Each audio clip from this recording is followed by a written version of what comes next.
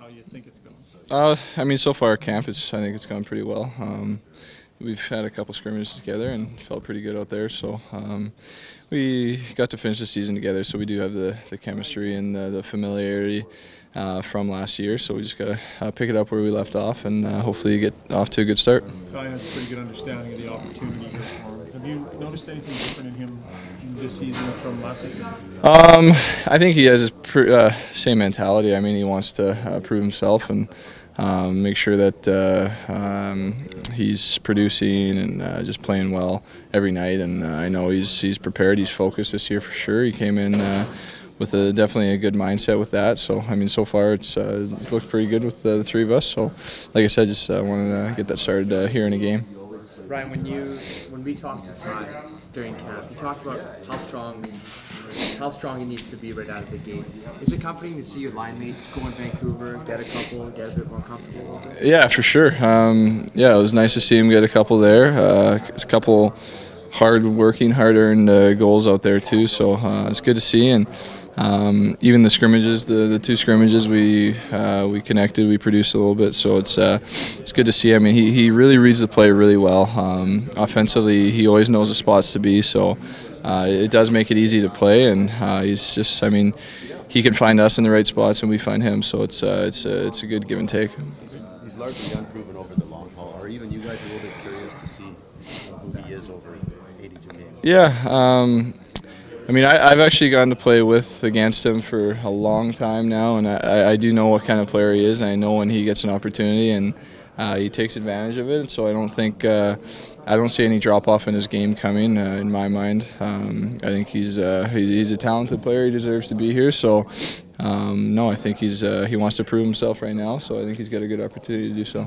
Are you feeling a little more like a left winger than a center now, or are you still kind of making that transition? Well, I mean, right now I feel like more like a left winger, I guess, obviously, because I'm been on the wing since last 10, 15 games last year, and then the World Championships, and now starting here. So getting more used to it. I still want to be able to help out down low and stuff and take faceoffs if I need to, and if I do need to be put into the center spot, then there won't be any any discomfort there. I'll be able to jump into that pretty easy, I think, since it's just been what I've done my whole life. So starting to get used to the left wing and get more comfortable with it.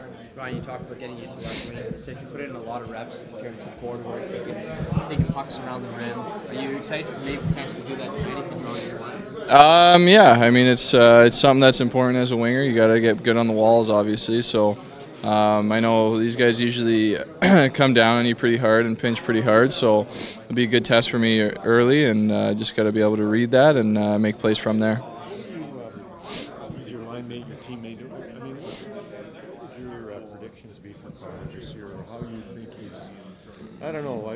People are talking how he already looks a little bit better this year than last year, but it is only September, so how do you gauge it as his line mate? I mean, as far as numbers, I'm not going to predict any numbers or anything, but I mean, he's like everybody said. I mean, he's looking really good. I mean, he looked good his first few years. He probably looks even better now. So.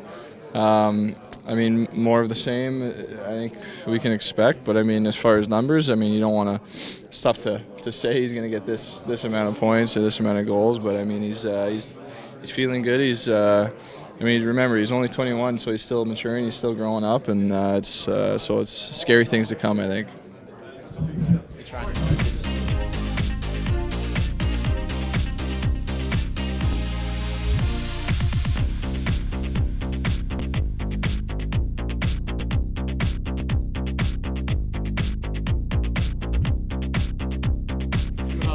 Still early, but you played with Ty a little bit last year, but just how you feel that is working so far, and what possibilities you think there are? Yeah, it's tough to tell. I mean, we obviously haven't played a game, so it's going to be the first one. Really excited about it. Ty played the other night. I thought he looked great. So just looking forward to getting out there and playing again. He was pretty honest about this opportunity for him and kind of what it can mean for him. Have you noticed anything in him this season compared to last season, or any changes in him? Anything that stood out to you? I think he's skating really well. I especially noticed it the other night when he played. I thought he really was moving well. Bared down on his chances, which I thought was good. I've liked what I've seen. he was a pretty prolific scorer as he came up. What does he have to do to have success with yourself and Ryan? He's just got to play his game. He's a good player. He's been great in junior. He's battled his way through the pro ranks, and now he's here, and he's done a lot of good things, and he's just got to be himself. Connor, you played the last 15 games or so last season with Ryan Nugent-Hopkins. Did the extra reps at the World Championships help out in that regard and developing chemistry? For sure. It was definitely good that we got a chance to play together over there. It was a fun experience. And to play with Nuge was great. Is there a great amount of respect for a guy to make that kind of change? I mean, it's good for the team, good for the line, but he's been a centerman pretty much his whole life, but here he is kind of doing what he can to help everybody out. Yeah, I mean, it's not easy to switch positions, and him and Leon have been kind of flip-flopping back and forth, and that's not easy to do. At the same time, though, I think, my line especially, I don't play kind of with a straight centerman. It's kind of whoever's first back. So Nuge does find himself low a lot of times, and in the middle a lot of times in the middle, or in the neutral zone. Sorry. So it's difficult, but I think he's been doing well with it.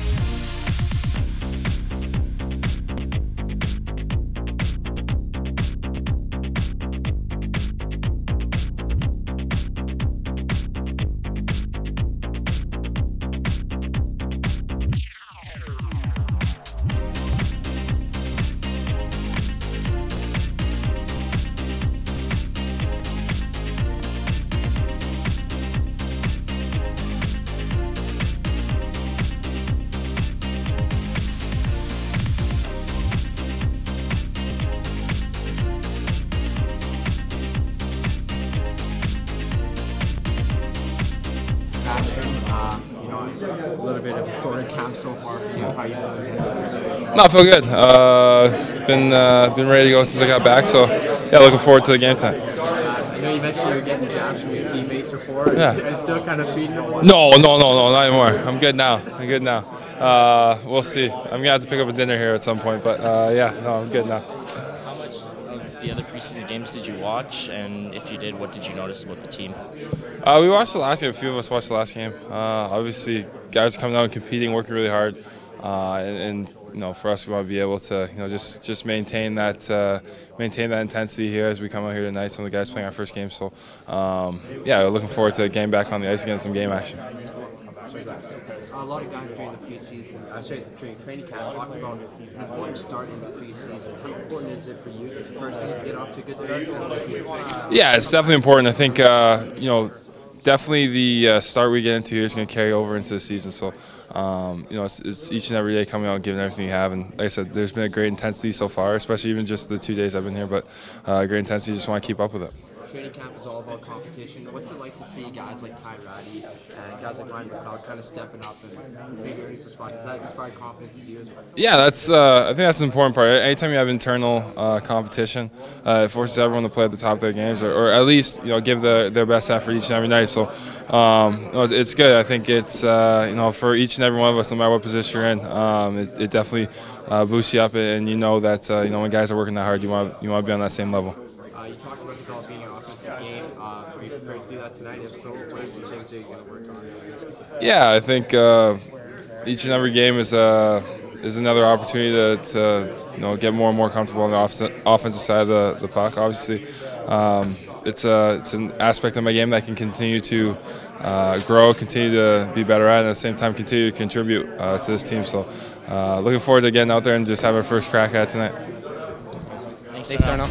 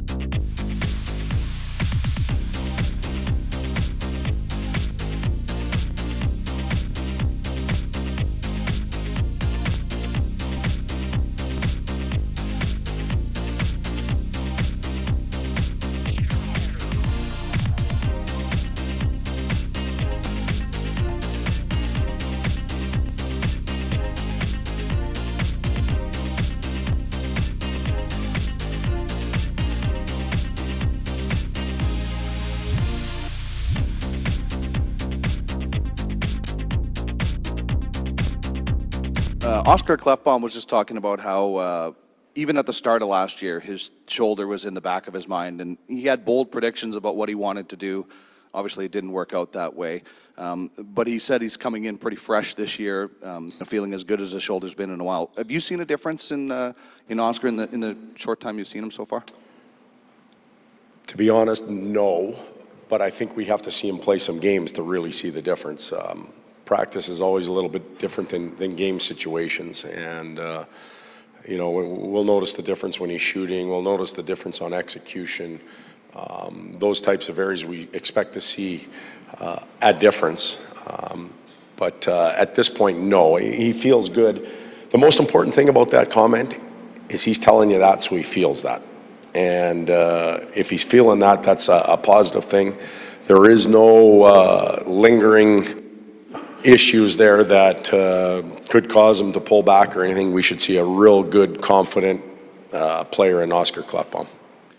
So he's your number one defenseman. You come to camp last year. It turns out his shoulder's not good. You probably find out early. It's going to be a tough season for the kid.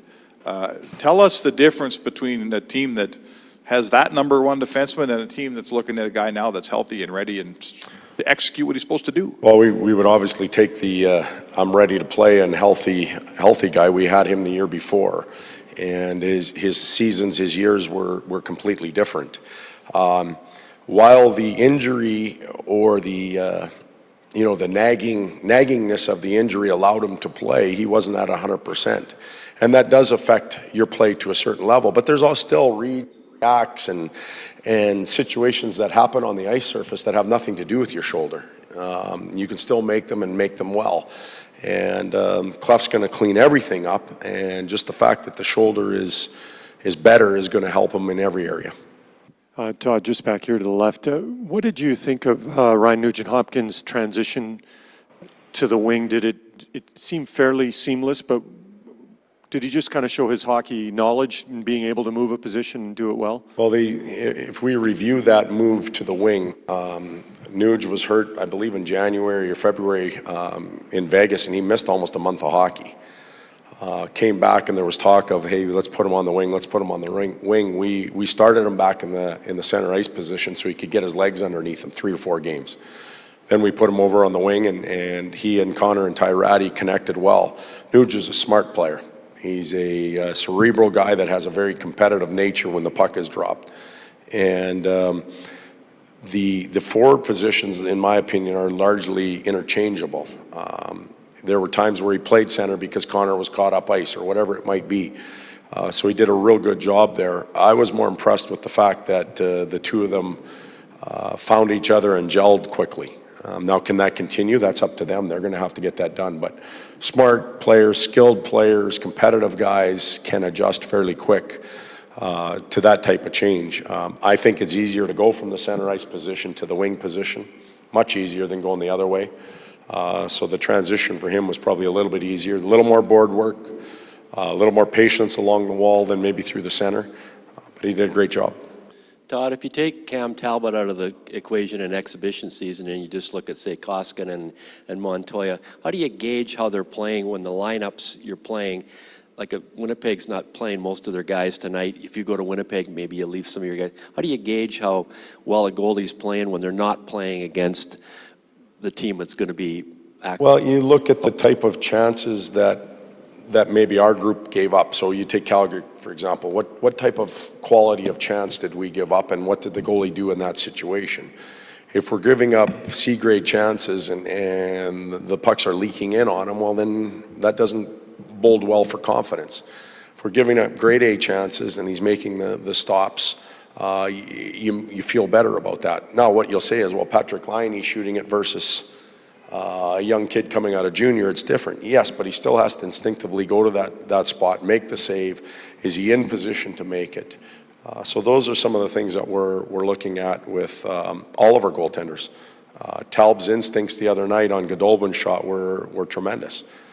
That was a grade A+++ opportunity, but he made the save. And that's a great boost for him, real good confidence boost for us. Some of our other goaltenders have to find ways to instinctively make those saves right now, so their confidence level. Todd, I don't know whether or not you're going to, or whether or not you'll say if Ryan McLeod's in tonight, but at some point, you played him with Benson and Yamamoto, do you potentially look to see what he can do, maybe with some veteran guys? And part two, maybe if you can think back to your time in San Jose, but has there been a guy that kind of maybe came off, from the outside and worked his way in training camp, a young guy that gained some confidence with you? Well, first of all, the first part of the question, he'll play with Kyra and Puljujarvi tonight, so he's going to get some veteran type players with him, and he'll get tested. Their back end will be quite strong tonight. They'll have some veterans in the lineup, so he'll be tested against that group. And he's shown very well, tremendous instincts offensively and through the neutral zone. As with all young players, they have to polish some things up in the defensive zone, and he'll have to work on that part. As far as players evolving throughout training camp as being very young, there was a couple in San Jose, Logan Couture, for example, but Logan went to the minors. He went to the minors for, 50 games. And he was extremely good down there. He was anxious to get up, and when he came up, he never went back. He was real good. Jason Demers was an individual that wasn't really on the radar, but he popped up on it as training camp went on. McLeod is on radar, but he's done more and more to gain our attention. Todd, Cam took a shot up high in practice there. It looked like he came off maybe a bit early. Can you give us a sense of your plan for the goaltenders tonight, and does that affect anything? Interestingly enough, I didn't even know that happened. So there you go. The coach is looking at something else and didn't see it. The plan for the goaltenders tonight, Talbs will start, and we're looking at full games now to get him going. Ty Ratty was a real good scorer growing up and in junior. Put up a whole lot of points as a pro, and he gets an opportunity on a really good line. What do you want to see from Ratty in this preseason? Does he have to show that offensive finesse that he used to have? Does he have to show that he has to be able to check? Well, the offensive instincts, I believe, are there. They'll come out. It's everything that leads up to it. I think if he gets a chance to make a play or finish a play, he can do that. He has those tools. It's everything else. It's the board work. It's the forecheck. It's working hard coming back to your own zone. He looks like a more desperate, hungrier player here this year than he was last year. And to me, that's telling me that he believes he belongs here. He wants his spot, and he's going to play that way. And we saw that in Vancouver.